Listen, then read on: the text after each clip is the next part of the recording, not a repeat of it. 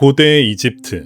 거대한 건축물과 파라오의 권력이 지배하던 이 모래의 땅에는 인간의 왕만큼이나 고귀한 대접을 받았던 또 다른 존재가 있었습니다. 어서 오십시오. 타임슬립 호텔입니다. 이번에 투숙하실 객실은 저희 호텔에서 특별히 준비한 펫 프렌들리 객실입니다. 자, 그럼 기원전 400년경의 이집트로 체크인 하겠습니다.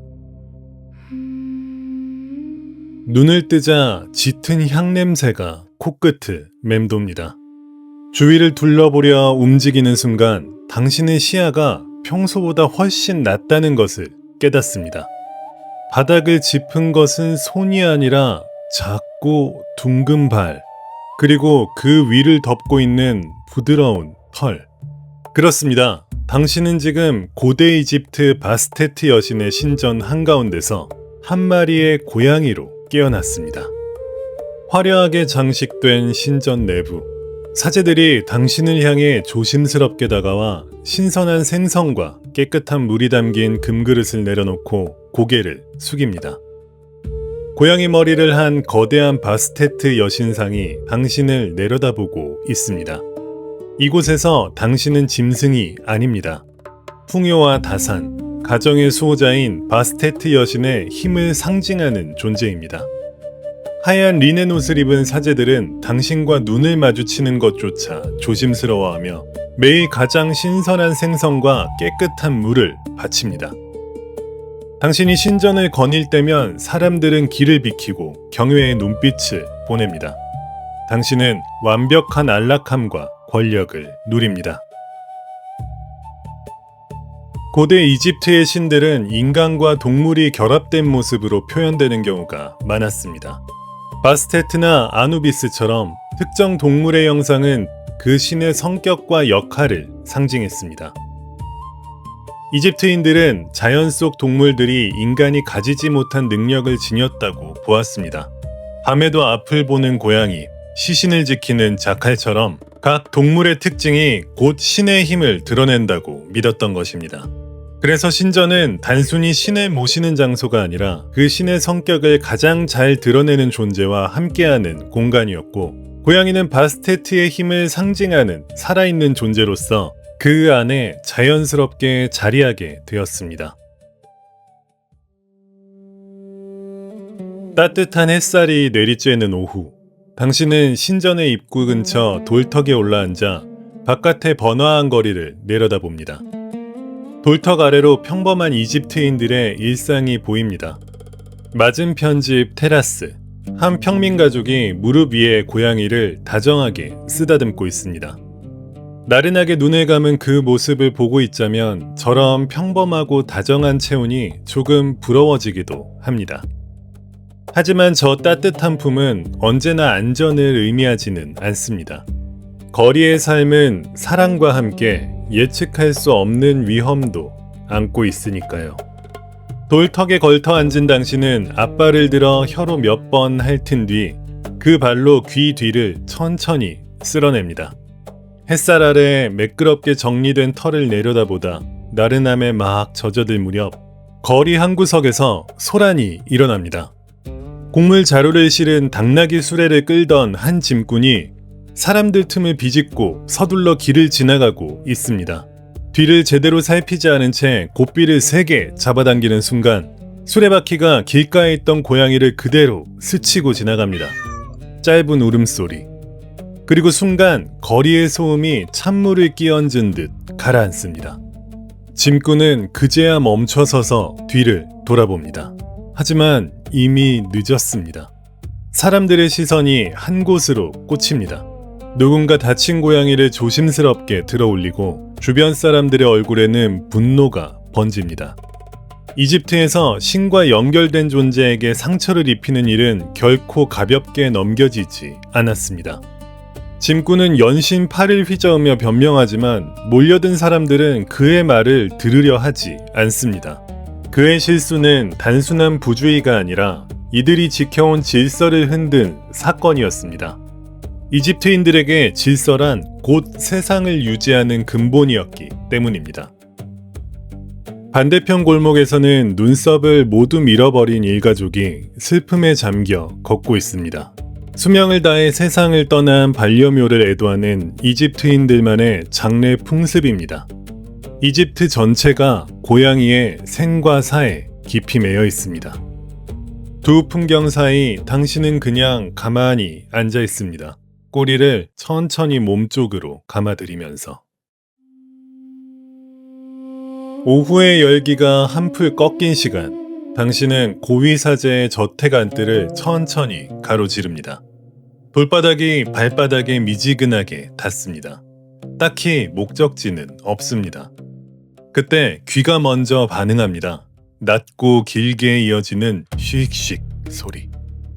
당신은 걸음을 멈추고 소리가 나는 쪽으로 고개를 돌립니다. 벽 그늘 아래 뱀 한 마리가 요람 쪽으로 스멀스멀 기어가고 있습니다. 요람 안에는 아기가 곤히 잠들어 있습니다. 당신은 고개를 돌려 주위를 살펴보았지만 저택 안에 사람이 보이지 않습니다. 생각할 겨를이 없습니다. 당신은 본능적으로 튀어나갑니다. 날렵한 앞발이 뱀의 목을 찍어 누르고 날카로운 이빨이 그 뒤를 마무리합니다. 요람까지는 한 뼘도 채 남지 않은 거리였습니다. 아기는 그 사이 잠에서 깨지도 않았습니다. 잠시 후 안으로 들어온 사제의 아내가 바닥에 쓰러진 뱀을 발견합니다. 그리고 그 옆에 앉아 무심하게 발을 핥고 있는 당신을 봅니다.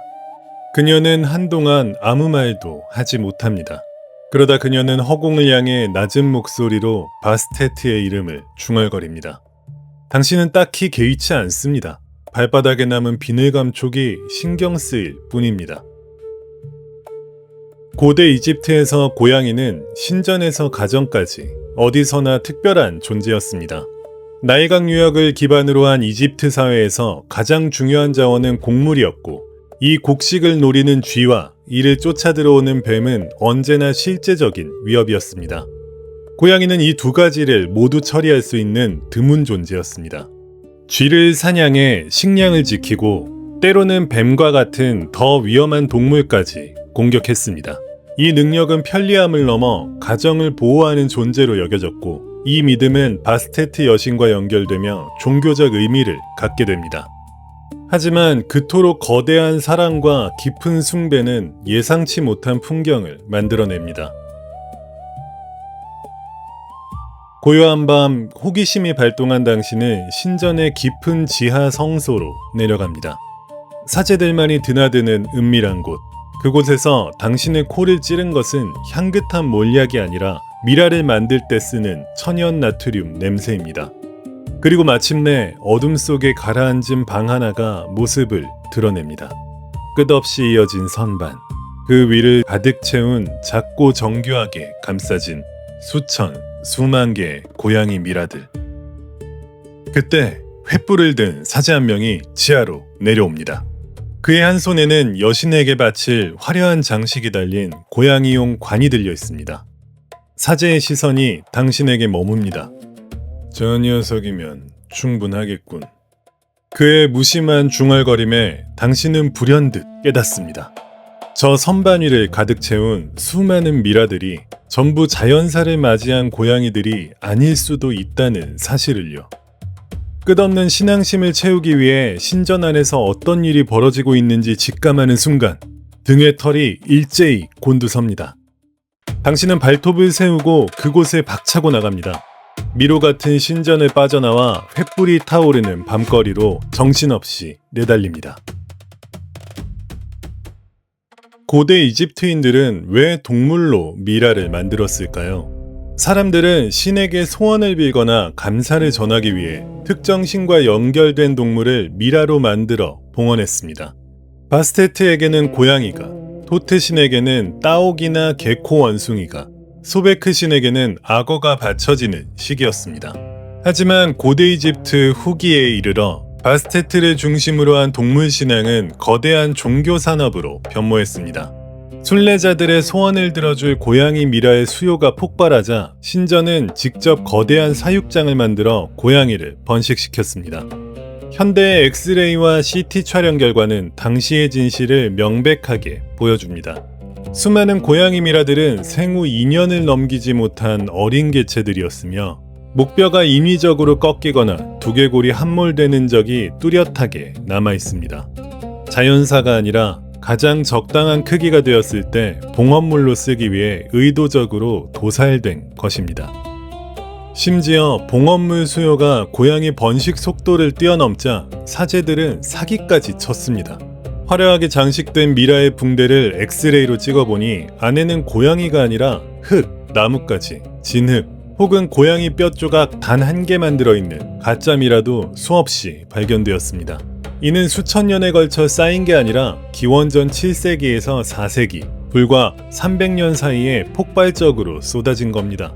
그 규모가 얼마나 됐을까요? 1890년대 영국인들이 이집트에서 고양이 미라를 배에 실었는데 단 한 번의 선적에만 18만 개가 실렸습니다.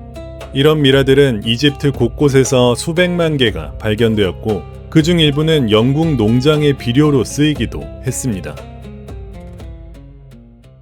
숨이 턱끝까지 차오를 때쯤 당신은 아무도 찾지 못할 항아리 사이로 몸을 밀어넣습니다.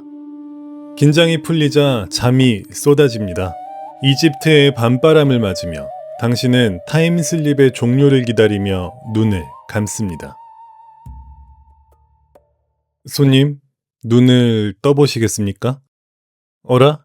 시야에 들어오는 건 현대의 호텔방이 아니라 축축한 돌바닥이네요. 뾰족한 성당의 첨탑, 지나가는 사람들의 거친 망토. 이런, 손님, 고양이는 액체처럼 유연하다더니 잠드신 사이에 시공간 틈새로 미끄러져 들어가신 모양입니다. 잠깐만요. 여기는 16세기 중세 유럽입니다. 당장 체크아웃 버튼을 누르세요. 16세기 유럽에서 검은 고양이는 마녀의 짐승으로 여겨지던 시대입니다. 고양이의 몸으로 돌아다니시면 정말 큰일 납니다. 얼른요. 큰일 날 뻔 했습니다. 위기가 있었지만 다행히 현대로 돌아오셨군요. 잠시 심호흡 한번 하시고요. 오늘 하루 꽤 긴 여정이었습니다. 신과 연결된 존재로 추앙받고 거리를 누비고 지하 성소까지 들어갔다 나오셨으니까요. 고대 이집트, 그곳에서 당신은 어떤 존재였다고 느끼셨나요? 중세 골목길 거는 다음에 천천히 얘기하죠. 타임슬립 호텔 체크아웃 도와드리겠습니다. 오늘의 여행이 마음에 드셨다면 구독과 좋아요로 다음 객실도 미리 예약해주세요. 이용해주셔서 감사합니다.